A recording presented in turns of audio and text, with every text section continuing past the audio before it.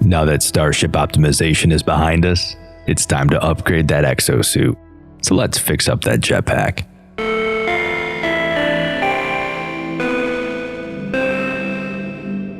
Hey travelers, welcome back to Ghostlight.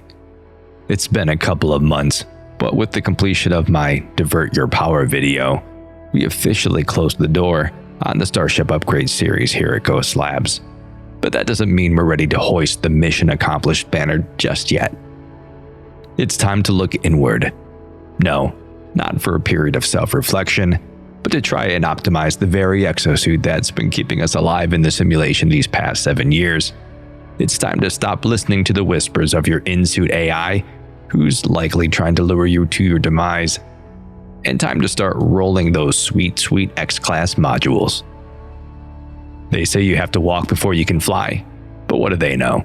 Let's break down your EXOSUIT JETPACK.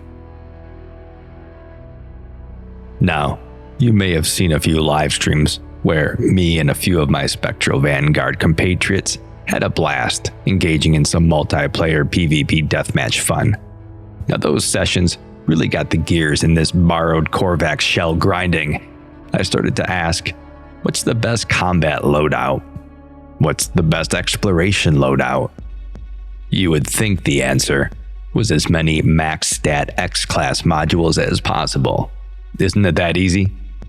Right, that's it, that's the end of the video? Well, no, not exactly. Maximizing your exosuit is a little different than maximizing your starship in that its actual attributes are hidden. Sure, we can see metric boost through upgrade modules, but your starting values are hidden. Now why is that? Well, we're not quite sure, but it may have something to do with the fact that your starting stats really don't matter. Each player, according to the lore of the game, is a multiversal iteration of the last traveler ever to be. That concept is echoed by each player's supercharge slot layout. Each of us have the same 3 supercharge slots. That's 1 down, 5 right, 2 down, 9 right, and 3 down, 3 right. Given that we all generate with the same starting equipment, each of us, at baseline, share the same stats. From there, we each have the capacity to learn and install the same craftable exosuit upgrade modules, which vary in which attributes they provide a bonus for, based on which piece of exosuit technology they're affecting. Those technologies and attributes are as follows. Life support. These have life support tanks and solar panel power. Defense system. Handle shield strength and core health. Hazard protection. Give toxic radiation, cold and heat resistance. And movement systems, which provide jetpack tanks, fuel efficiency, initial boost, recharge rate, sprint distance, and sprint recovery time. Now, for this video, we're discussing jetpack optimization specifically, so let's get rid of these and focus on the movement system. Here's what these stats affect.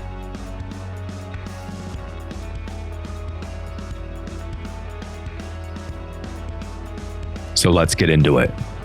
To start, you'll want to purchase and install all of the craftable upgrade modules. You can do this by visiting a space station technology merchant or iteration Selene in the anomaly. These vary in class but are always the same. You'll have the neural stimulator, rocket boots, efficient water jets, and airburst engine. It should be noted that while not all modules boost a specific attribute, like some unlock a new mechanic, they do provide an unknown adjacency bonus when grouped together. Okay, have those installed? Fantastic. Now let's collect some data. Now, I've decided that I'm interested in 2 variables, height, or altitude, and flight time. These become our outcome measures. We're going to establish a baseline measure using 3 different layouts. Number 1, all craftable modules installed, not adjacent and not supercharged. Number 2, all craftable modules installed and adjacent, but not supercharged. And finally, number 3, all craftable modules installed, adjacent, with the Jetpack technology supercharged.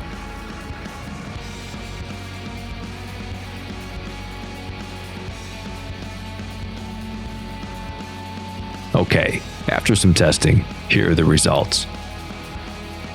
Some takeaways here. Making all technology adjacent gave a 2.34 increase in overall height and a 9.02% flight time increase. Supercharging the Jetpack gave us a 25.19% and a 28.06% boost to height and flight time respectively. Now using both gave us a 28.13% boost to height and a 39.61% boost to flight time. Next, you'll have to make some decisions about what you're setting out to upgrade in your EXOSUIT. Now, I've already set my outcome measure, but when you're making your decision, here are some things to consider. First, when rolling stats on S and X class movement upgrades, each roll will only include 4 out of the 6 possible attributes, while every roll will offer a boost to Jetpack tanks and initial boost. The other 2 attributes that are included are chosen at random. For the purposes of this video, I'm going to focus on gaining height and flight time, so I'm less interested in any of the boosts for sprinting. But Ghost Light, you may be asking, if I ignore sprinting now, won't I be stuck with it at my baseline attributes? Well, that's an excellent question, dear interlopers. Well done. Thankfully, both the Sentinel and Echoes updates provide additional anomalous class upgrade modules, denoted with a question mark. The forbidden EXOSUIT upgrades and the salvaged upgrade components. While neither of these affect sprint recovery time, you will be able to make up some of the sprint difference here. Unfortunately, neither of these anomalous class upgrade modules have any effect on Jetpack attributes. Bummer. So, which is better, S-Class or X-Class upgrades? Well, if you've watched previous Ghost Labs videos, you'll know that X-Class upgrades provide higher stats, while S-Class upgrades give less variability. Basically, you may not get the best possible stat bonus with an S-Class module, but you'll get pretty close much faster. It's all about how much time you want to invest in this process. Now, this is where it gets a bit grindy. If you're a purist, you'll need to travel to every normal space station and every pirate space station you see to purchase every S and X class movement module that you can find. This is going to take some time. But if you're like me and generally lack scruples in the simulation, you can purchase one of each and use the portable refiner glitch to duplicate a stack of 10, and then duplicate that stack of 10 as many times as you'd like. Now, it's good to set a number of rerolls you're willing to sit through early in this process, because it can be an endless task that may push the limits of your sanity. More on that later. Now, this process we're about to undertake, some call min-maxing. You'll want to install each module into your tech inventory and then check the stat roll on each installation. If they're low, just delete them. If you find one that's not a perfect max stat mod, but has a decent roll, just pack it up and set it aside. After a few hundred rerolls, you might decide that that's just good enough. Now, an important tip: don't try to reload a save after the initial roll of a stack in an attempt to avoid uninstalling all these modules. It won't work. You'll just keep getting the same stats over and over. I tell you this from experience. Now, in my case, after 200 S-Class module rolls, this is the best I got.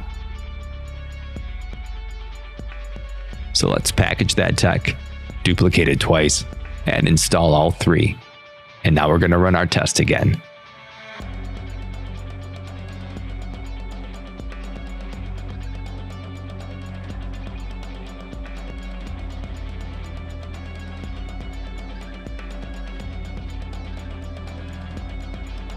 So this iteration saw a whopping 207% increase in height from the last iteration, and that's 293.75% up from baseline. Also, 198.03 increase in flight time from last iteration, a total of 316.08 from baseline. Moving on to our X-Class modules. For these, I went off the rails a little. At first, I set out to find a max stat X-Class module for all 4 attributes available for Jetpack improvement. Now, I did the math on this, and the probability of getting all 4 of these to generate with max stats is about 500 thousandths of a percent. In contrast, the odds of the same for S-Class are around. So gamble at your own discretion. Ultimately, I went in for 200 modules and got this, so I reran my tests. Next, I decided to push those into 3 supercharged slots, which kept some of the original adjacency, but removed the supercharged jetpack bonus. Here's the data on those tests. But I was convinced I could do better, so I went in for another 200 X-Class modules, trying to get as close to maxing all 4 jetpack stats. And then another 200. And then another 200. All in all, I rolled over 1,000 X-Class modules. I'll save you from experiencing this process, but I ended up with 5 data points to analyze, and the results were surprising. Looking back at the description for each of these attributes, it seems that only jetpack tanks and initial boost power were actively affecting your performance while in flight, while fuel efficiency lessened the drain on your life support tanks. Just for your information, all suit tech drains this value to some degree, and the other only affected recharge speeds while at rest. Furthermore, initial boost propels the player upward with a force that's directly proportionate to the attribute bonus provided by your upgrade modules, but at a certain threshold, the boost becomes so great that it's followed by a sudden drop in altitude as the natural rate of lift catches up. This negates some of the height you've gained in the process and forces your jetpack to work against that downward velocity for just a moment.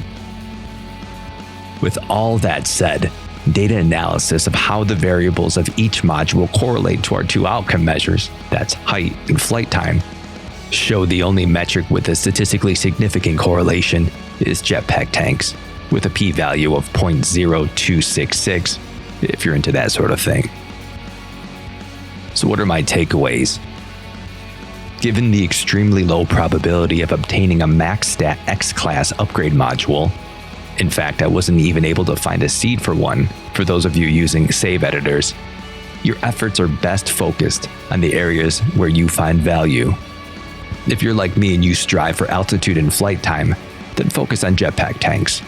There's a 4.2% chance that you'll roll an X-Class module that's better than the max possible S-Class module of that type. So roll 10 stacks, and you should end up with 4. Once you have a bunch, choose the secondary metric that best suits your needs. Next, don't get too hung up on the difference of a few percent points.